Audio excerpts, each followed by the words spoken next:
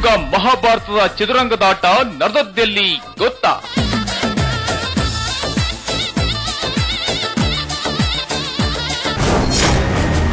ಆಧುನಿಕ ಧರ್ಮರಾಯ ರಾತ್ರಿ 9:30ಕ್ಕೆ. ಬಡ ಗಂಡನ ಕಂಡ ತಕ್ಷಣ ಹೆಂಡತಿ ಸಿಡಿದೇಳುತ್ತಿದ್ದಳು.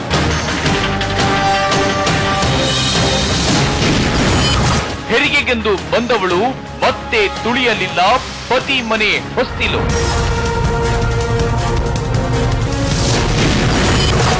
ಮನೆಯಲ್ಲಿದ್ದ ಈಕೆಗೆ ಸೇಲ್ಸ್ ಮ್ಯಾನ್ ಜೊತೆ ಶುರುವಾಗಿತ್ತು ಲವ್.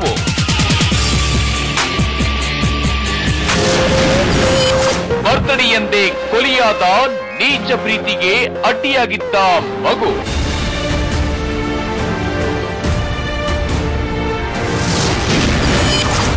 ಅಮ್ಮಮ್ಮ ರಾತ್ರಿ 10:30ಕ್ಕೆ.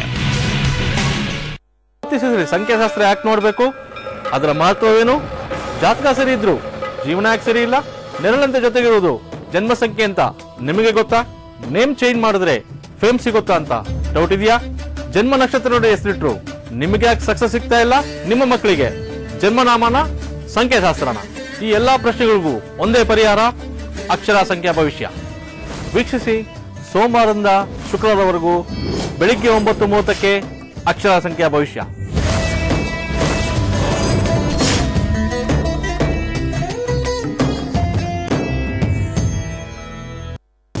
ಸೋರಿಯಾಸಿಸ್ನಿಂದ ನೀವು ಬಳಲುತ್ತಿದ್ದೀರಾ? ಥೈರಾಯ್ಡ್ ಸಮಸ್ಯೆಯಿಂದ ನರಳುತ್ತಿದ್ದೀರಾ? ಬಂಜೆತನದ ಬವಣೆ ನಿಮಗೆ ಕಾಡುತ್ತಿದೆಯಾ? ಬೆನ್ನು ನೋವು ಶಮನ ಮಾಡಿಕೊಳ್ಳುವುದು ಹೇಗೆ? ನಿಮ್ಮೆಲ್ಲ ಆರೋಗ್ಯ ಸಮಸ್ಯೆಗಳಿಗೆ ಇಲ್ಲಿದೆ ಪರಿಹಾರ. ವೀಕ್ಷಿಸಿ ಡಾಕ್ಟರ್ ಸಮಯ ಪ್ರತಿದಿನ ಮಧ್ಯಾಹ್ನ 1:30ಕ್ಕೆ.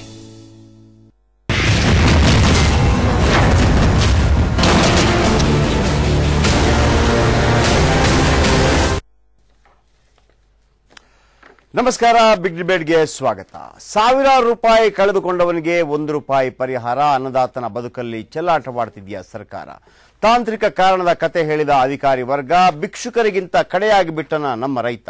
ನೇಗಿಲ ಯೋಗಿಯನ್ನೇ ಕಡೆಗಣಿಸ್ತಿದ್ಯಾಕೆ? ಇದೇ ಇವತ್ತಿನ ಬಿಗ್ ಡಿಬೇಟ್. ₹1 ಭಿಕ್ಷೆ.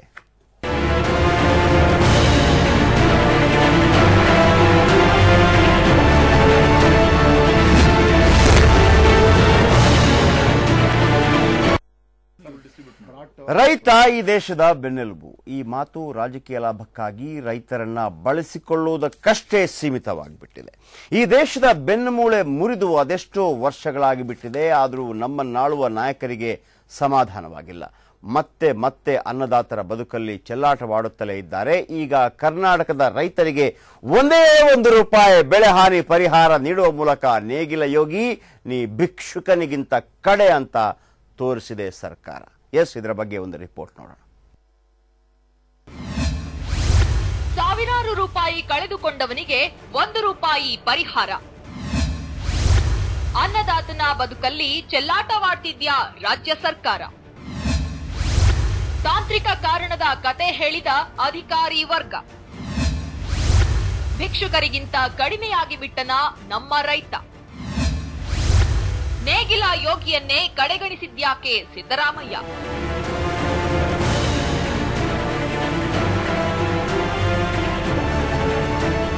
ನಮ್ಮ ದೇಶದ ಆಧಾರ ಸ್ತಂಭ, ನಮ್ಮ ದೇಶದ ಬೆನ್ನೆಲುಬು ರೈತ. ನಾವು ತಿನ್ನುತ್ತಿರುವ ಒಂದೊಂದು ಅಗಳು ಕೂಡ ಈ ದೇಶದ ಅನ್ನದಾತನ ಋಣ. ಈ ದೇಶದ ಜನರಿಗೆ ಆಹಾರ ಪೂರೈಸಲು ರೈತರು ಸಂಕಷ್ಟದಲ್ಲೂ ಹರಸಾಹಸ ಪಡುತ್ತಿದ್ದಾರೆ. ತಮ್ಮೆಲ್ಲ ಆಸ್ತಿ ಹಣ ಒತ್ತೆ ಇಟ್ಟು ಕೃಷಿ ಮಾಡ್ತಿದ್ದಾರೆ. ಇಂಥ ರೈತರಿಗೆ ಸೂಕ್ತ ಮಳೆ ಬಾರದೆ, ನೀರು ಸಿಗದೆ, ಉತ್ತಮ ಬೀಜ ದೊರೆಯದೆ, ಇಳುವರಿ ಕಡಿಮೆಯಾಗಿಯೋ ಅಥವಾ ಬೆಳೆಯೇ ಬಾರದೆ ಶ್ರಮವೆಲ್ಲ ವ್ಯರ್ಥವಾಗಿ ಬೆಳೆ ಹಾನಿಯಾಗ್ತಿದೆ.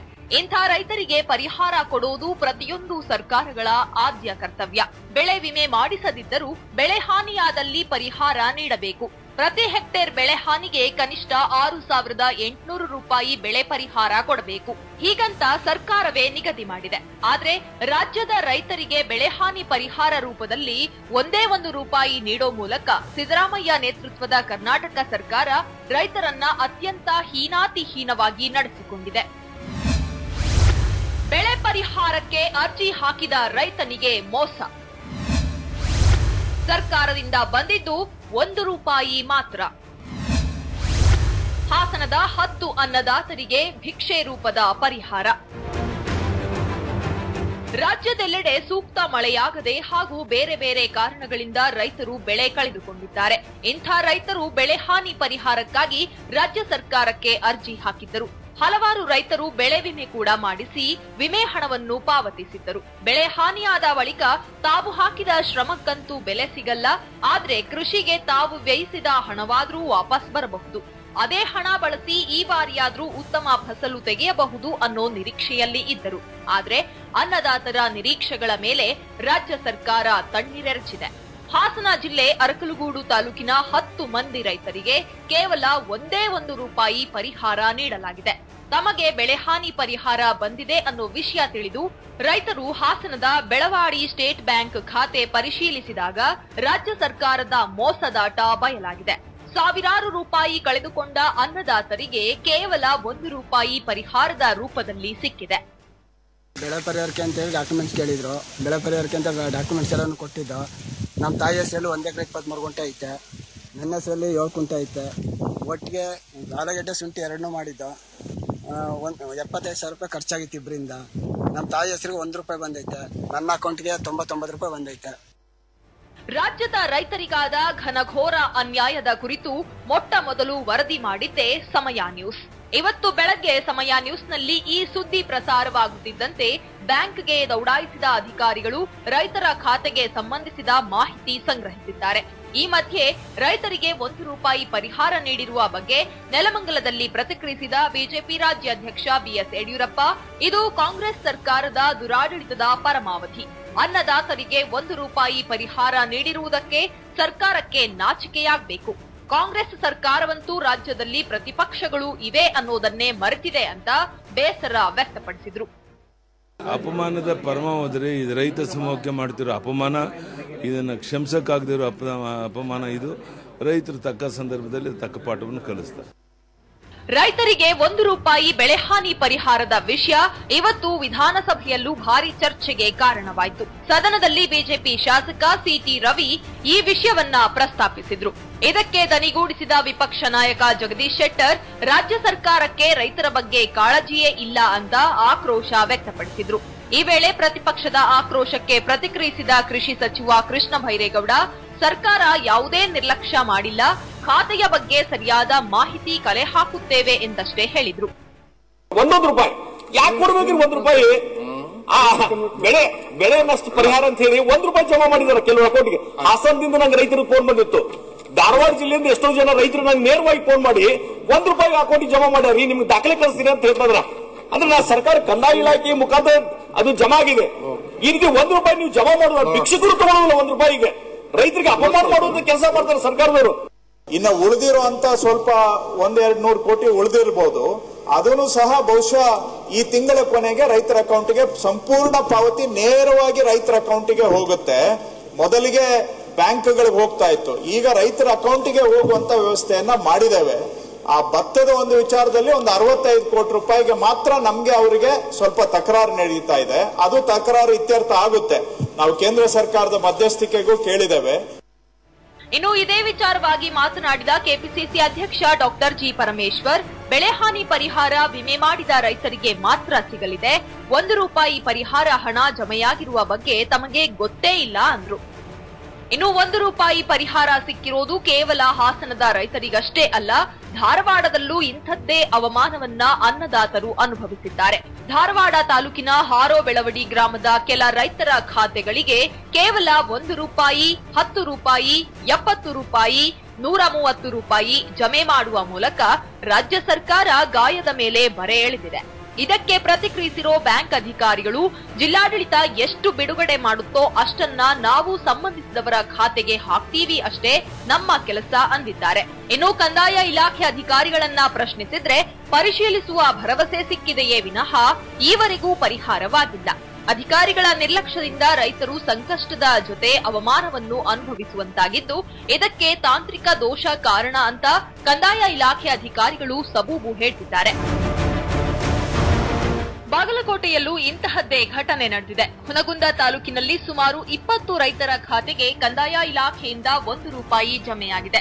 ಹುನಗುಂದ ರೈತರ ಸಿಂಡಿಕೇಟ್ ಬ್ಯಾಂಕ್ ಖಾತೆಗೆ ₹1 ಬೆಳೆ ಪರಿಹಾರ ಜಮೆಯಾಗಿದೆ. ಸುರೇಶ್ ಹುನ್ನೂರು ಎಂಬ ರೈತ 20 ಎಕರೆ ಹೊಲದಲ್ಲಿ ಕಡಲೆಬೇಳೆ ಬೆಳೆದಿದ್ದರು. 20 ಎಕರೆ ಬೆಳೆ ನಷ್ಟ ಆದವರಿಗೆ ಸರ್ಕಾರದಿಂದ ಕೇವಲ ₹1 ಪರಿಹಾರ ಸಿಕ್ಕಿದೆ. ಕಂದಾಯ ಇಲಾಖೆ ನೀಡುವ ಬೆಳೆ ಹಾನಿ ಪರಿಹಾರದಲ್ಲಿ ರೈತರ ಖಾತೆಗೆ ₹1 ಬಂದಿರುವ ಪ್ರಸಂಗ ಹಾವೇರಿ ಜಿಲ್ಲೆಯಲ್ಲೂ ನಡೆದಿದೆ.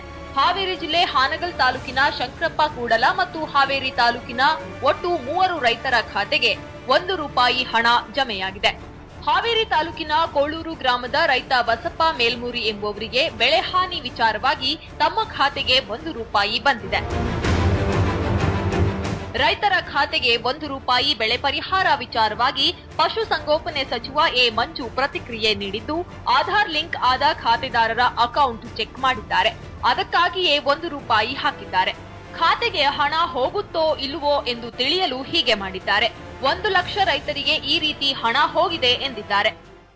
ಬಹುಶಃ ಪರಿಹಾರವನ್ನ ಹಣವನ್ನ ಈಗ ₹1 ಹಾಕಿರ್ತಕ್ಕಂಥದ್ದು ನಮ್ಮ ಗಮನಕ್ಕೆ ಬಂದಿರತಕ್ಕಂಥದ್ದು ಇದೆ. ನನ್ನ ತಾಲೂಕಿನಲ್ಲೂ ಇದೆ, ಜಿಲ್ಲೆನಲ್ಲೂ ಇದೆ. ನನಗೆ ಗೊತ್ತಿರೋ ಪ್ರಕಾರ ಅದನ್ನ ಈ ಆಧಾರ್ ಲಿಂಕ್ ಯಾರು ಮಾಡಿರ್ತಾರೆ, ಯಾರ್ಯಾರು ಖಾತೆದಾರರು ಇರ್ತಾರೆ, ಅವ್ರಿಗೆ ಹೋಗ್ತದ ಇಲ್ವಾ ಅಂತ ಹೇಳ್ತಕ್ಕಂಥದ್ದನ್ನ ಜವಾಬ್ದಾರಿಯುತವಾಗಿ ಪರೀಕ್ಷೆ ಮಾಡ್ತಕ್ಕಂಥದ್ದಕ್ಕೆ ಮಾಡಿರೋದು. ಆದರೆ ಧಾರವಾಡ, ಬಾಗಲಕೋಟೆಯ ಬಹುತೇಕ ರೈತರಿಗೆ ₹50, ₹30, ₹100, ₹20 ಪರಿಹಾರ ರೈತರ ಖಾತೆಗೆ ಜಮಾ ಮಾಡಲಾಗಿದೆ. ಹಾಗಾದ್ರೆ 20-30 ಹಾಕಿದ್ದು ಖಾತೆ ಖಚಿತಪಡಿಸಿಕೊಳ್ಳುವುದಕ್ಕಾಗಿಯೇ ಅನ್ನೋ ಪ್ರಶ್ನೆ ರೈತರದ್ದಾಗಿದೆ. ಬ್ಯೂರೋ ರಿಪೋರ್ಟ್, ಸಮಯ ನ್ಯೂಸ್. ಬಹಳ ವಿಶೇಷವಾದಂತಹ ಸಂಗತಿ ಇದು. ₹1 ನಿಮಗೆ ಬೆಳೆ ಪರಿಹಾರ ಸಿಗತ್ತೆ ಅಂತಂದ್ರೆ ಒಂದು ವಿಚಾರ ಹೇಳ್ಬಿಡ್ತೀನಿ. ಈಗ ಈ ACB ಆಮೇಲೆ ಕೆಲವು ಲೋಕಾಯುಕ್ತ ಇವರೆಲ್ಲ ರೈಡ್ ಮಾಡ್ತಾರೆ ಒಮ್ಮೆ. ಈ ₹1,000 ಮೊನ್ನೆ ACB ಒಂದು ₹1,000 ಹಿಡಿಯುವಾಗ ರೈಡ್ ಮಾಡ್ತು. ₹1,000 ಹಿಡಿದ್ರೂ ಕೂಡ ನೀವು ಅದನ್ನು ಕೋರ್ಟ್ಗೆ ಸಲ್ಲಿಸಬೇಕಾಗತ್ತೆ. ಅದನ್ನು ನೋಡಿದ ತಕ್ಷಣ ಕೋರ್ಟ್ ತೆಗೆದು ಬಿಸಾಡತ್ತೆ. ಅಂದರೆ ಯಾಕೆಂತಂದರೆ ಆ ₹1,000 ಒಂದು ಕೇಸ್ ಇತ್ಯರ್ಥ ಆಗಬೇಕು ಅಂದರೆ ₹2.5 ಲಕ್ಷ ಖರ್ಚಾಗುತ್ತೆ. ನಿಮಗೆ ₹2.5 ಲಕ್ಷ ಖರ್ಚಾಗುತ್ತೆ. ಅದು ಹೋಗಿ ಬಂದು. ಹಾಗಾಗಿ ಅದನ್ನು ಅಂದರೆ ನೀವು ದಾಳಿ ಮಾಡಬಾರ್ದು ಅಂತಲ್ಲ, ಕೋಟಿ ಕೊಳ್ಳೆ ಹೊಡೆಯುವಂಥ ಸಂದರ್ಭದಲ್ಲಿ ನಿಮ್ಮ ಧ್ಯಾನ ಎಲ್ಲಿರುತ್ತೆ ಅಂತೇಳಿ. ಇದೇ ವೇಳೆ ₹1 ಬಂದಾಗ ಒಬ್ಬನಾದರೂ ಸಂಬಂಧಪಟ್ಟವರ ಗಮನಕ್ಕೆ ತರಬಹುದಲ್ಲ, ರೈತರಿಗೆ ಬಂದು ಅದಾದ ನಂತರ ಇವತ್ತು ಅಟ್ಲೀಸ್ಟ್ ಕೃಷ್ಣ ಬೈರೇಗೌಡರು ಕೃಷಿ ಸಚಿವರಿದ್ದಾರೆ, ಅದರ ಬಗ್ಗೆ ಒಂದು ವಿಷಾದ ವ್ಯಕ್ತಪಡಿಸುವಂಥದ್ದು, ಒಂದು ಕ್ರಮ ಕೈಗೊಳ್ಳುವಂಥದ್ದು ಯಾಕಿಲ್ಲ? ಬಹಳ ಆಶ್ಚರ್ಯ ಆಗುತ್ತೆ. ನಾಗರಾಜ್ ಯಾದವ್ ಕಾಂಗ್ರೆಸ್ ಮುಖಂಡರು ಕಾರ್ಯಕ್ರಮಕ್ಕೆ ಜಾಯ್ನ್ ಆಗಿದ್ದಾರೆ. ಸ್ವಾಗತ ಸರ್. ಇನ್ನು ಕೊಡಿಗಳ್ಳಿ ನಂಜುಂಡಪ್ಪ ಅವರು ರಾಜಕೀಯ ವಿಶ್ಲೇಷಕರು, ತಮ್ಮ ಕಾರ್ಯಕ್ರಮಕ್ಕೆ ಸ್ವಾಗತ ಸರ್. ಇನ್ನು ಶ್ರೀನಾಥ್ ಶ್ವೇತಾದ್ರಿ ಬಿಜೆಪಿ ಮುಖಂಡರು, ವಕ್ತಾರರು, ಕಾರ್ಯಕ್ರಮಕ್ಕೆ ಸ್ವಾಗತ ಶ್ರೀನಾಥ್ ಜಿ ಅವರೇ. ಎಸ್ ನಂಜುಂಡಪ್ಪ ಅವರೇ, ನಿಮ್ಮಿಂದ ಶುರು ಮಾಡ್ತೀನಿ ನಾನು. ಈ ಒಂದು ಅಚಾತುರ್ಯ ಇದೆಯಲ್ಲ, ಅಂದರೆ ನೀವು ಪದೇ ಓರ್ವ ರೈತನಿಗೆ ಮಾಡ್ತಿರುವಂತಹ ಅವಮಾನ ಇದು.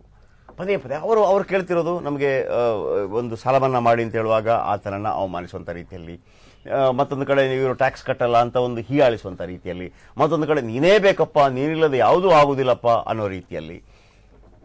ಈಗ ಯಾವುದಾದ್ರೂ ಅಧಿಕಾರಿ ವರ್ಗಕ್ಕೆ ಏನಾದರೂ ಆಗಿದ್ದಿದ್ರೆ ಏನಾಗ್ಬಿಡ್ತಿತ್ತು? ತನ್ನ ಬಹಳ ದೊಡ್ಡ ಒಂದು ಇದಾಗಿ ಅದರ ವಿರುದ್ಧ ಕ್ರಮ ಕೈಗೊಂಡು, ಈಗ ನಾವು ರೈತರ ಮಕ್ಕಳು, ರೈತರಿಗಾಗಿ ಅಂತ ಹೇಳುವಂಥ ಸರ್ಕಾರ ಯಾವುದೇ ಆಗಿರ್ಬೋದು, ಇದನ್ನು ಯಾವ ರೀತಿ ಮುಖ ಮುಚ್ಕೊಳ್ಬೇಕು ಮತ್ತು ಯಾವ ರೀತಿ ಕ್ರಮ ಕೈಗೊಳ್ಬೇಕು ಈ ವಿಚಾರಕ್ಕೆ?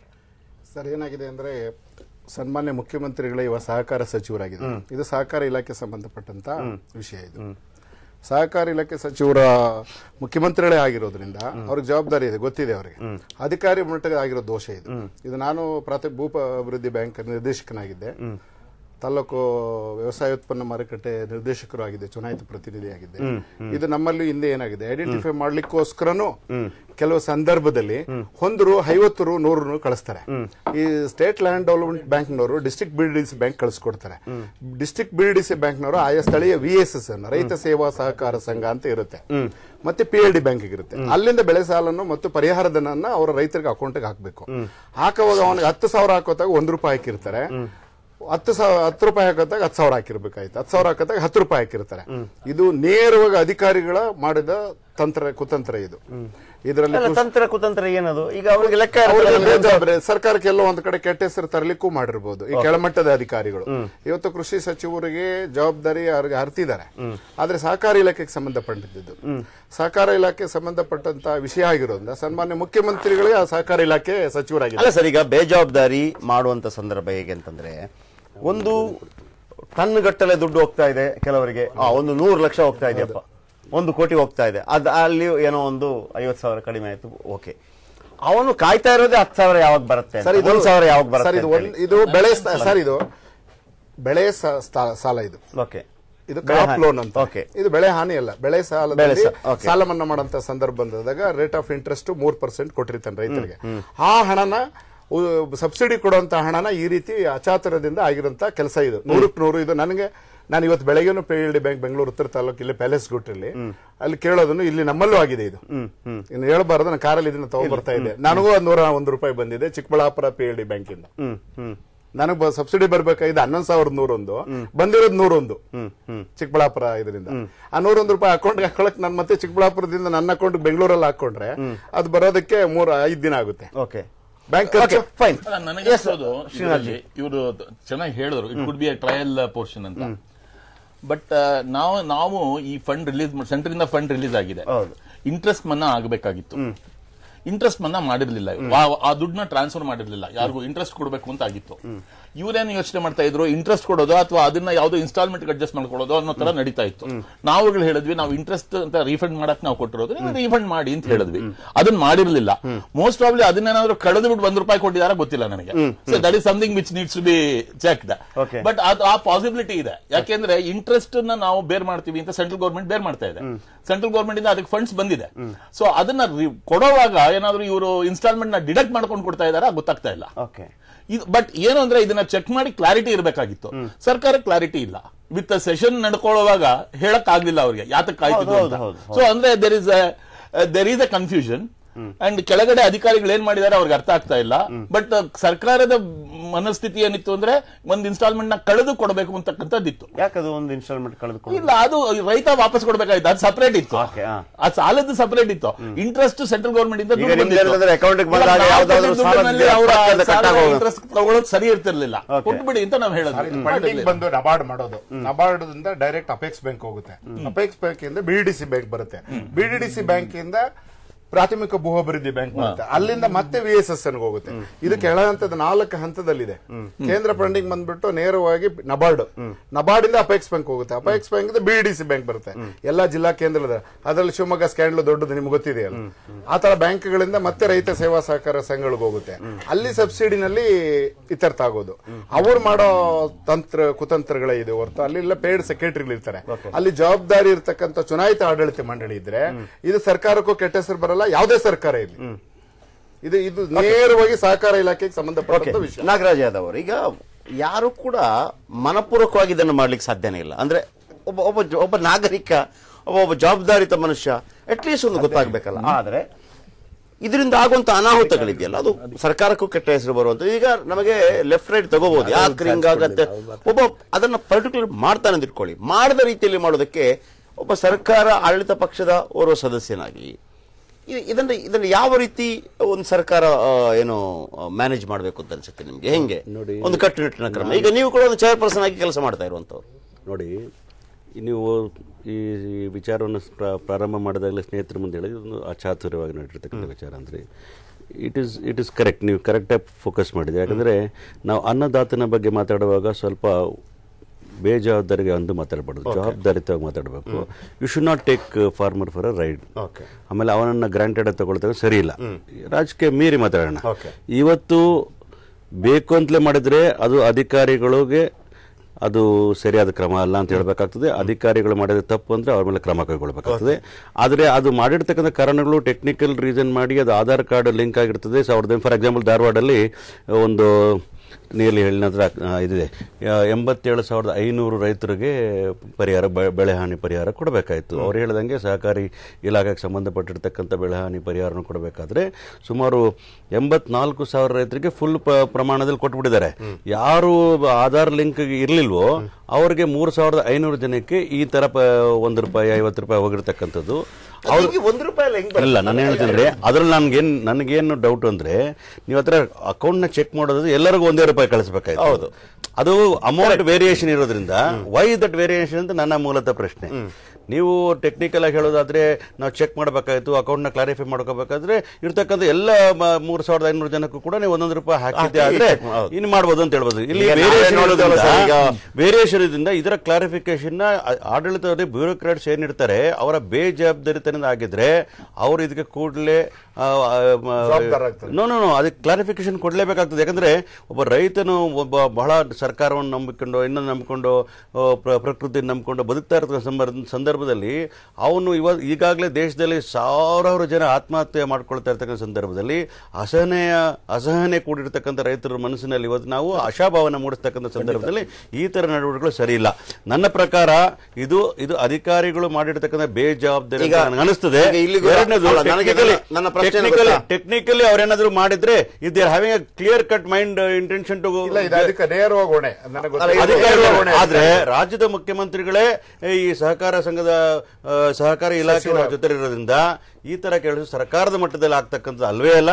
ನಾವೊಂದು ರಾಜ್ಯ ಸರ್ಕಾರ ಕಾಂಗ್ರೆಸ್ ಪಕ್ಷ ಮಾತ್ರ ರೈತರಿಗೆ ಅವ್ರಿಗೇನು ಇದು ಬೆಳೆ ಹಾನಿ ಪರಿಹಾರ ಸಿಗ್ಬೇಕೋ ಅದನ್ನ ಸಂಪೂರ್ಣವಾಗಿ ಅವ್ರಿಗೆ ಕೊಡ್ತಕ್ಕಂಥ ನಮ್ಮ ಸರ್ಕಾರ ಮಾಡ್ತಾರೆ. ಹೇಮಂತ್, ಇಲ್ಲಿ ಒಂದು ಕಡೆ ಮಧ್ಯಪ್ರದೇಶದಲ್ಲಿ ರೈತರ ಮೇಲೆ ಆಗ್ತಾ ಇರುವಂತಹ ಗೋಲಿಬಾರ್ಗೆ ಯುವರಾಜ ರಾಹುಲ್ ಗಾಂಧಿ ಅವರು ಬರ್ತಾರೆ. ಈಗ ಇವ್ರದೇ ಸರ್ಕಾರ ಇಲ್ಲಿದೆ. ಈ ರೀತಿ ಇಲ್ಲಿಗೆ ಬರ್ಬೇಕಲ್ವ ಅವರು? ಸರ್ಕಾರ ತಪ್ಪಲ್ಲ ಅಂತ ಹೇಳ್ತಾ ಇದ್ದೀನಿ. ಇದು ಸರ್ಕಾರದ ನೀತಿಗಳಾದ್ರೆ ನೀವು ಕ್ವೆಶ್ಚನ್ ಮಾಡಿ, ಇದು ಸರ್ಕಾರದ ನೀತಿ ಅಲ್ಲ. ಮಾಡಿರ್ಬೋದು, ಟೆಕ್ನಿಕಲ್ ಆಗಿ ವೆರಿಫಿಕೇಶನ್ ಮಾಡ್ತಕ್ಕಂಥದ್ದು. Clarify of that. ಈಗ ರಾಹುಲ್ ಗಾಂಧಿ ಅವರು ಬರ್ಬೇಕೋ ಬೇಡ? ಅದು ರಾಹುಲ್ ಗಾಂಧಿ ಅವರು ಬರ್ಬೇಕೇ ಬೇಡ?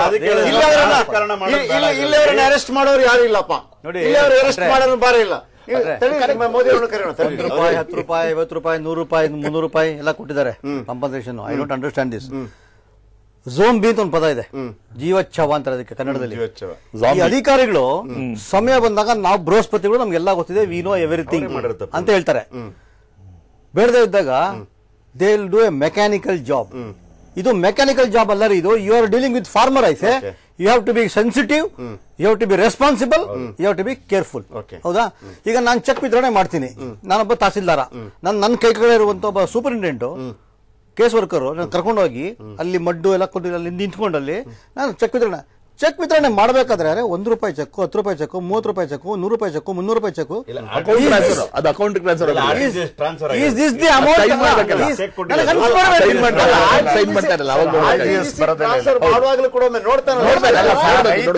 ಎಷ್ಟು ಹೋಗ್ಬೇಕಾಗಿದೆ ಮುಗಿಸ್ಬಿಡ್ತೀನಿ. ಅಲ್ಲ, ನಾನು ಅಕೌಂಟ್ ಟ್ರಾನ್ಸ್ಫರ್ ಮಾಡ್ಬೇಕಾದ್ರೆ ಇಫ್ ಐ ಆಮ್ ಟ್ರಾನ್ಸ್ಫರಿಂಗ್ ₹50 ಏನೋ ತಪ್ಪಿರ್ಬೇಕು ಅಂತ ನೋಡ್ಬೇಕು. ಭಿಕ್ಷೆ ಕೊಡ್ತಾ ಇದ್ದೀನ ನಾನು, ಭಿಕ್ಷೆ ಕೊಡ್ತಾ ಇದ್ದೀನ ಇಲ್ಲಲ್ಲ. ಸೊ ಎಲ್ಲೊಂದ್ರೆ ಮಿಸ್ಟೇಕ್ ಆಗಿದೆ ಅಲ್ವಾ? ಒಂದು ನಿಮಿಷ ನಿಲ್ಸಪ್ಪ ತಡಿ, ತಹಸೀಲ್ದಾರ್ ನೋಡ್ಬೇಕಾಗಿತ್ತು ಅಥವಾ ಇನ್ನು ನಾಳೆ ಏನು ಬ್ಲೇಮ್ ದಿ ಗವರ್ನಮೆಂಟ್. ಎಲ್ಲವನ್ನೂ ಮುಖ್ಯಮಂತ್ರಿ ಬ್ಯೂರೋಕ್ರಾಟ್ಸ್. ಅದಕ್ಕೆ ಹೇಳಿದ್ದು either they are too smart, too intelligent and claim to be everything, too irresponsible. ಇದು ಆಗೋದಿಲ್ರಿ. You have to be sensitive. ಸಂಪೂರ್ಣವಾಗಿ you are dealing with students, you are dealing with farmers, ರೈತರು, ವಿದ್ಯಾರ್ಥಿಗಳು, ಹರಿಜನರು, ಮಹಿಳೆಯರು. When you are handling them you should be extra careful. Sir, ಇಲ್ಲಿ ಆಗಿರೋದು ರೈತನ ತಲುಪಬೇಕಂತದ್ದು ಎಲ್ಲ ದೋಷ ಆಗಿದೆ. ಅದಕ್ಕೆ ಕಾರಣ ಏನಂದ್ರೆ ಮುಖ್ಯಮಂತ್ರಿಗಳು ಕೂಡಲೇ ಸಹಕಾರ ಸಚಿವರನ್ನ ಜವಾಬ್ದಾರಿಯವರು ಒಬ್ಬರು ನೇಮಿಸ್ಬಿಟ್ರೆ ಆ ಅಧಿಕಾರಿ ಇರ್ತದೆ. ಅಲ್ಲಿ ವರ್ಕ್ ಲೋಡ್ ಇದೆ ಸಾಹೇಬ್ರಿಗೆ, ಯಾರಿಗೆ? ಮುಖ್ಯಮಂತ್ರಿ ಮಾಡ್ಬೇಕಾಗಿರೋದು.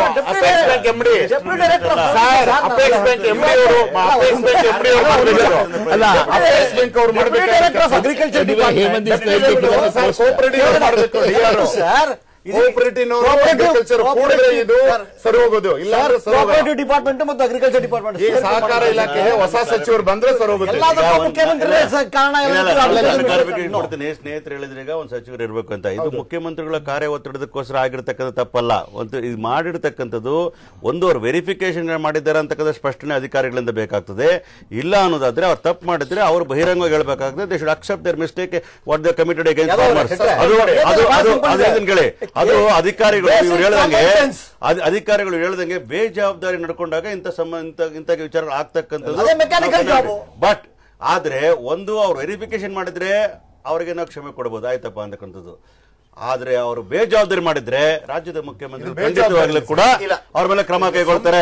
ರೈತರ ಪರವಾಗಿ ಈ ಮೂಲಕ ಹೇಳ್ತೀನಿ. ಈಗ ಒಂದು ಬಹಳ ಮುಖ್ಯವಾದಂತ ಪ್ರಶ್ನೆ ಅಲ್ವಾ, ಇದಕ್ಕೆ ಕೇಂದ್ರ ಮತ್ತು ರಾಜ್ಯ ಸರ್ಕಾರ ಎರಡು ಕಾರಣವಾಗಿರುತ್ತೆ. ಕೇಂದ್ರದಿಂದ ದುಡ್ಡು ಬಂದಿರುತ್ತೆ, ಇವರು ಅದನ್ನ ನಬಾರ್ಡ್ ಮುಖಾಂತರ ಕಳಿಸ್ಕೊಡ್ಬೇಕಾಗತ್ತೆ. ಇಲ್ಲಿ ಯಾವುದೇ ಅಧಿಕಾರಿ ಇರಲಿ, ಆತನನ್ನ ಟ್ರಾನ್ಸ್ಫರ್ ಮಾಡೋದು, ಆತನನ್ನ ಡಿಸ್ಮಿಸ್ ಮಾಡೋದು, ಸಸ್ಪೆಂಡ್ ಮಾಡೋದು ಎಲ್ಲವೂ ಕೂಡ ರಾಜ್ಯ ಸರ್ಕಾರದ ಅಂಡರಲ್ಲೇ ಬರುತ್ತೆ ಸಂಬಂಧಪಟ್ಟವರಿಗೆ. ಓಕೆ, ಈಗ ಇಂಥ ಸಂದರ್ಭಗಳು ಬಂದಾಗ ಇಲ್ಲಿ ಕೇಂದ್ರವೂ ಇನ್ವಾಲ್ವ್ ಇದೆ, ರಾಜ್ಯ ಸರ್ಕಾರವೂ ಇನ್ವಾಲ್ವ್ ಇದೆ ಅನ್ನೋ ಕಾರಣಕ್ಕಾಗಿ ನೀವು ಅಧಿಕಾರಿಗಳ ಮೇಲೆ ಬೆರಳು ತೋರಿಸ್ತಾ ಇದ್ದೀರಾ ಅನ್ನುವಂಥ ಪ್ರಶ್ನೆ ನಾನು ಹುಟ್ಟಾಗ್ತಾ ಇರುವಂತದ್ದು. ನೀವು ಬಾಕಿ ವಿಚಾರದಲ್ಲಿ ರೈತರಿಗೆ ಆತಂಕ ನೀವು ಬಾಕಿ ವಿಚಾರದಲ್ಲಿ ಒಂದೇ ಸೈಡ್ ಮಾಡೇ ಮಾಡ್ತೀವಿ. ರೈತರಿಗೆ ಆತಂಕವನ್ನು ಮೂಡಿಸಿರೋದಕ್ಕೋಸ್ಕರ ನಾನು ಹೇಳ್ತಾ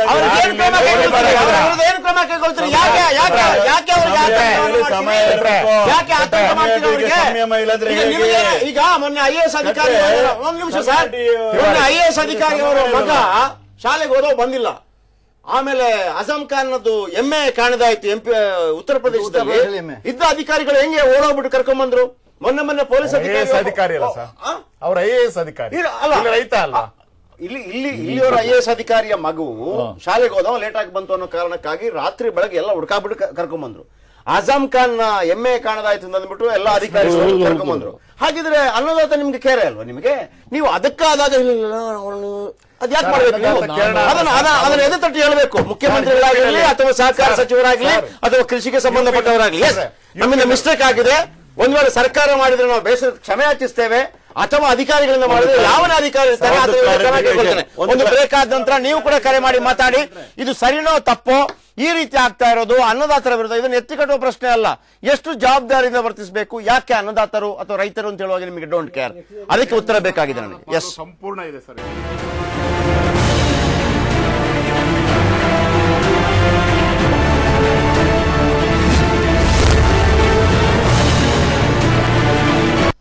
ಕಷ್ಟಪಟ್ಟು ದುಡಿದ ಹಣವನ್ನು ಫ್ರೀ ಗಿಫ್ಟ್ ಗಾಗಿ ಯಾವುದೋ ಒಂದು ಚಿಟ್ನಲ್ಲಿ ಹಾಕಬಹುದೇ? ಸೇವ್ ಮಾಡ್ತಿದ್ದೀರಾ, ವೇಸ್ಟ್ ಮಾಡ್ತಿದ್ದೀರಾ? ಕಂಪೇರ್ ಮಾಡಿದ್ರೆ ತಾನೇ ಗೊತ್ತಾಗೋದು. ಲಲಿತಾ ಜ್ಯುವೆಲರಿ ಅವರ ಹೊಸ chit scheme. First month instalment ನೀವು ಸಲ್ಲಿಸಬೇಕಾಗಿಲ್ಲ, ನಿಮಗಾಗಿ ನಾವು ಸಲ್ಲಿಸ್ತೇವೆ. 100% ವೇಸ್ಟೇಜ್ ಇಲ್ಲ. ಇದು ಹೇಗ್ ಪಾಸಿಬಲ್ ಅಂತ ಯೋಚಿಸ್ತಾ ಇದ್ದೀರಾ? ನಮ್ಮನ್ನ ಈ ಹಂತಕ್ಕೆ ತಂದ ಕಸ್ಟಮರ್ಸ್ಗೆ ಒಳ್ಳೇದ್ ಮಾಡಬೇಕು ಅನ್ಕೊಂಡ್ರೆ ಎಲ್ಲ ಪಾಸಿಬಲ್.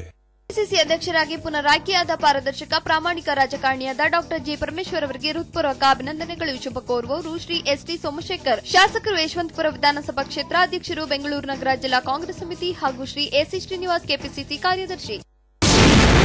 99.9 ಅಂಕ ಪಡೆದ ವಿದ್ಯಾರ್ಥಿ ಈಗ ಸನ್ಯಾಸಿ.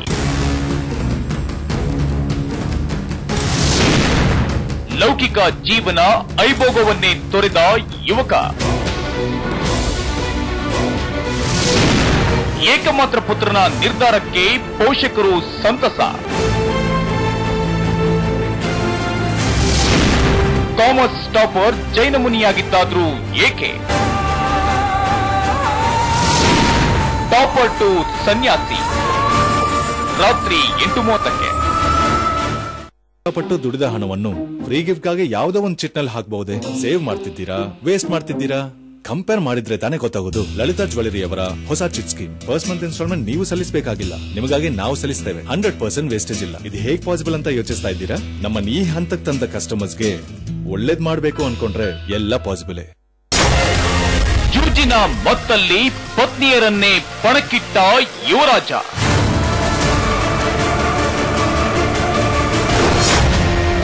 153 ಕೋಟಿಗೆ 5 ಹೆಂಡತಿಯರನ್ನ ಬಿಟ್ಟು ಬಂದ ಭೂಪ.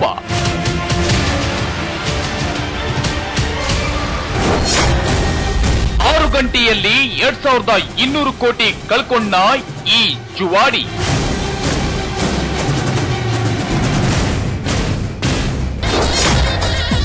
ಕಲಿಯುಗ ಮಹಾಭಾರತದ ಚದುರಂಗದಾಟ ನಡೆದದ್ದೆಲ್ಲಿ ಗೊತ್ತಾ?